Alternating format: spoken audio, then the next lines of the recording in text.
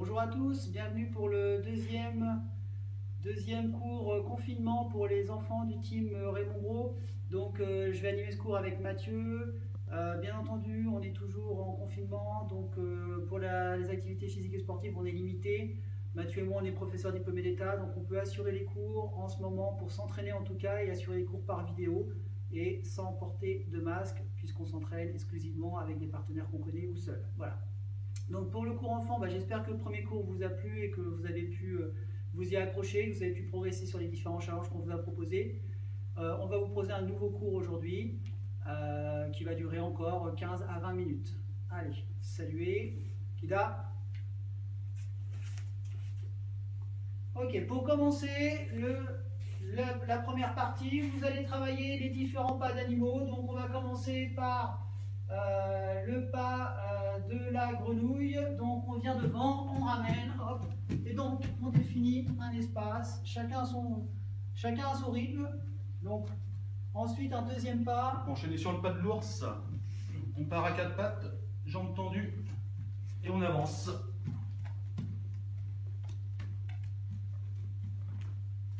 Ensuite, on peut enchaîner sur la marche en canard. Alors, on vous le fait de face, mais bien entendu, si vous avez moins de surface, vous pouvez tourner. Marche en canard, tranquillement. On peut continuer aussi avec la marche du singe.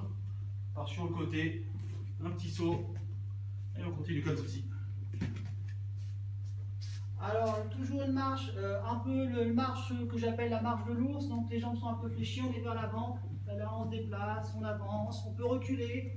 Hop, on peut passer à droite, à gauche, et on enchaîne à quatre pattes, comme ça, sans poser les genoux. Quelque chose qui ressemble plus au gainage, mais là en actif, moi j'appelle ça la marche du tigre. Donc on se met sur les coudes, et on avance, un peu comme un félin.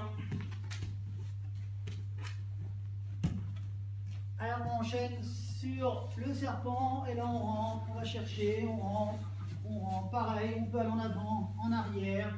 On passe, on avance.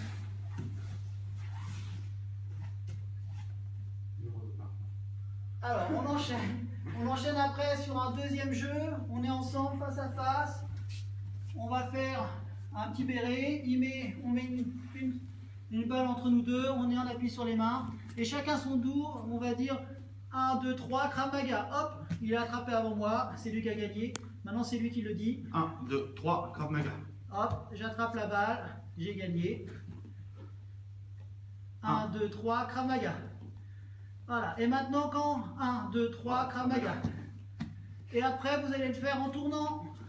On tourne, 1, 2, 3, Krav Maga. Voilà, et on tourne, 1, 2, 3. Krav Maga. Hop, on est gentil, on se laisse gagner. 1, 2, 3, Krav Maga. Hop, et on essaye de ne pas rapprocher les mains. Bien entendu, si c'est trop dur sur les pieds, vous pouvez le faire sur les genoux.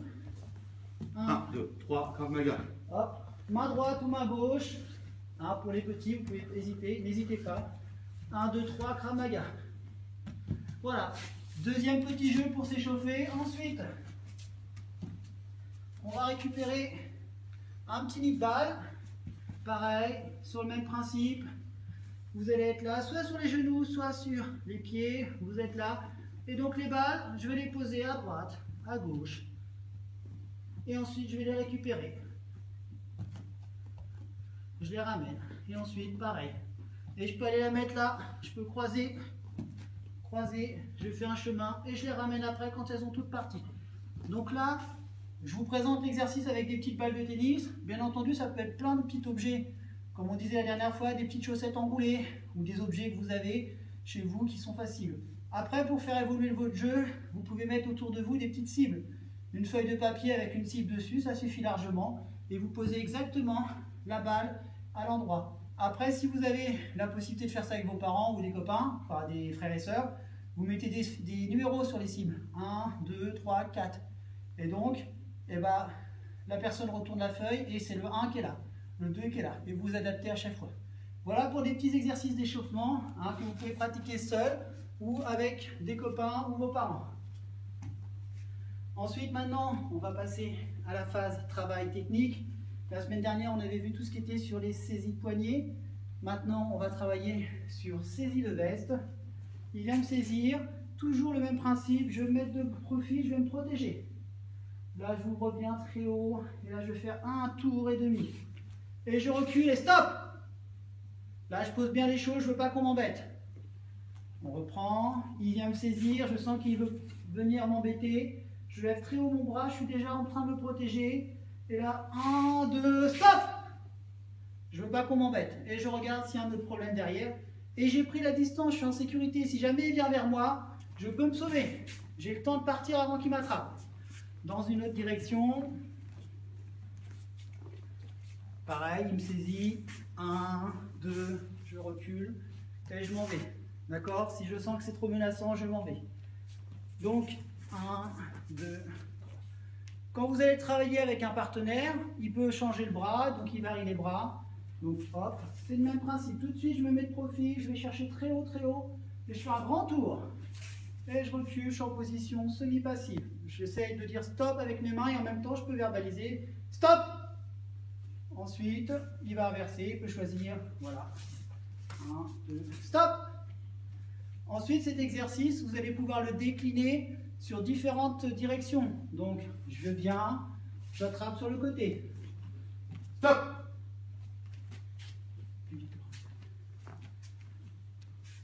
Derrière, pareil, même chose, il va lever très haut. Stop. Et là, tout de suite, il a reculé. Ensuite, vous travaillez cet exercice-là avec votre partenaire, on le fait 3-4 fois. Pareil, là, 1, 2, stop. Je regarde, s'il y a un problème, je reviens au milieu. Là, tout de suite, j'écrase son bras. Hein. Je ne viens pas ouvrir. Parce que sinon, quand je vais être là, il va pouvoir venir me taper. Là, j'écrase. Si jamais il venait me taper avec l'autre main, je pourrais m'en servir pour me protéger. Et je pourrais m'enchaîner si jamais. Ça, c'est pour quand on est plus grand. Donc là, 1, 2, 3, et je recule toujours. Et je me mets en position semi-passive, je ne tends pas mes bras. Sinon, je n'aurai plus de place après. Là, j'ai la place pour pouvoir après contre-attaquer. Si c'est de dos, pareil. Je regarde ce qui se passe. Ah, je ne connais pas, on ne me touche pas, je recule. Je ne connais pas la personne, elle me touche tout de suite, me met en sécurité. 1, 2, stop. Tout simplement, donc vous pouvez travailler ça, ces situations avec quelqu'un que vous connaissez à la maison, tranquillement. Toujours important, je regarde ce qui se passe. Là, il vient devant, il me saisit. 1, 2. Si je suis sur le côté, pareil, je regarde. Je ne connais pas, je ne sais pas pourquoi on vient me toucher. Dès qu'on rentre, dès qu'on vous touche, il faut que vous réagissiez tout de suite. D'accord? Maintenant, on continue. Maintenant, sur une attaque. Donc, grande gifle. Donc, il m'attaque, il me donne une grande gifle. Et là, je vais me protéger avec mon coude. Très, très haut. Si je fais que ça, bah, je prends la claque. D'accord? Donc, je remonte. Là, j'ai bien protégé, je remonte haut. Et donc, j'ai le droit, moi, de redonner une gifle. Il m'a donné une gifle, je me suis protégé, j'ai de la chance, j'ai réagi rapidement, mais je peux lui redonner une gifle. Toujours le principe, on n'a pas attaqué le premier, on se défend. Donc je suis là, 1, et je redonne une gifle, et je ressors, et là, je vais chercher un adulte pour résoudre, pour pouvoir me protéger ou savoir ce qui s'est passé, si ça s'est déroulé dans une cour de récréation. Je suis là, 1, je me suis bien protégé au niveau du visage. Ça a tapé bien mon bras et ensuite je donne une grande claque. Vous allez travailler donc soit côté droit, soit côté gauche. 1, je protège, je frappe. Je protège, je frappe. Et donc toujours pareil, je ne sais pas quel bras va arriver, je me protège bien et ensuite je peux redonner une claque. Comme on a vu sur les cours, j'essaye de frapper avec ma paume de main, bien la paume de main. Alors justement, frappe paume de main, donc vous avez vu, là j'ai travaillé sur le blocage en coup circulaire. Ensuite là vous mettez par terre au sol, et là vous allez frapper 10 fois en paume de main, donc fort. Donc un grand mouvement, on va chercher le haut et on ramène sa main à la tête à chaque fois. Quand on a fait 10 fois, on repose et on arrête. Et on revient. Donc ça c'est pareil, c'est une variante, vous pouvez travailler pour bien travailler la paume de main. Ok? Ensuite, tout ce travail qu'on vient de vous montrer, donc c'est du travail que vous pouvez faire seul. C'est-à-dire je suis là, je suis en position semi-passive ou en position passive. Et donc là, il vient me saisir, je fais mon mouvement, 1, 2, stop! Et vraiment vous tenir bien droit et bien dire stop. Ensuite, pareil, on reprend. 1. Hop. Stop. Et là, je marque bien le stop. Sur l'attaque, au niveau grande gifle. Donc 1, hop, je bloque et je redonne une frappe. Je bloque et je redonne une frappe. 1, 2. Ok. Maintenant, on va passer sur un petit travail technique. Donc, on est face à un miroir. Si vous pouvez, pareil, tous ces exercices-là, vous pouvez les travailler face à un miroir pour bien voir vos mouvements. Donc de là, on va travailler marteau sur le côté. Marteau sur le côté. Donc, vous tournez la tête et vous venez frapper en marteau. Directement en engageant votre pied vers l'avant. Soit vous le faites direct, instinct, direct. Pour ceux qui ont qui sont sur leur deuxième année de Krav Maga, ceinture blanche-jaune, vous pouvez faire en avançant la jambe. Donc c'est soit frappe directe, soit frappe et on avance en garde de combat. Donc à droite, 1. Direct pour les débutants, 1. Et je reviens. Et la même chose sur l'autre côté. 1. 2 en avançant la jambe pour les ceintures blanche-jaune, jaune.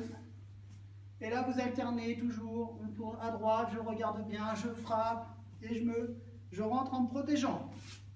Je frappe et je rentre en me protégeant. Ok? Donc ce mouvement-là. Ensuite, on va travailler avec partenaire. Donc, le plus simple, c'est de travailler avec quelqu'un. On va travailler le coup de pied arrière. Donc là, on va choisir, on a une cible. Donc, toujours essayer d'avoir une petite cible que je repère. Je regarde et je viens frapper directement dans la cible. Vous avez vu, mon coup de pied n'est pas très haut. Directement avec mon talon. Je regarde et je viens frapper avec le talon. Je regarde et je viens frapper avec le talon. Jambe droite et jambe gauche. Hop, hop. Si vous travaillez avec quelqu'un de votre famille, ne tapez pas trop fort. Juste bien taper avec le talon. Ne cherchez pas à aller trop fort. Mes orteils sont bien vers le bas. Et je frappe. Voilà. Pareil, vous renouvelez l'exercice 10 fois. 5 fois à droite, 5 fois à gauche. Ensuite, vous pouvez tenter un autre exercice, enfin la même chose, plusieurs fois. Allez, maintenant, dernier petit challenge. Donc là, vous allez prendre un objet. Donc, nous, on a la chance, on a des balles et des ballons. On se met sur une jambe. Et de là, on va passer la balle sous la jambe. On remonte, un coup de pied. On passe la balle sous la jambe, on remonte, un coup de pied. 1, 2, on est en garde, coup de pied. Et on alterne comme ça 10 fois. Hop, on retourne 10 fois. Vous voyez, c'est pas si évident que ça. Et ce qui est important, c'est que votre genou soit haut. Si vous faites ça, ça va être compliqué. Il faut que vous restiez droit. Je suis bien haut. 1, 2, 3. Quand on a fait une jambe, on change. L'autre côté, on fait l'autre jambe. Pareil, on lève. 1, 2, 3. Plus l'objet est grand, plus c'est difficile de passer. Hein. Et je ne me plie pas. Je reste droit. Et je viens frapper. Pareil, 10 fois. Voilà. Voilà, bah merci à tous de votre attention. J'espère que ce deuxième cours vous aura plu. On se retrouve très prochainement, soit sur les tatamis, soit en vidéo. Et je vous souhaite une très bonne fin de journée. Allez, on fait un salut. Kida. Merci.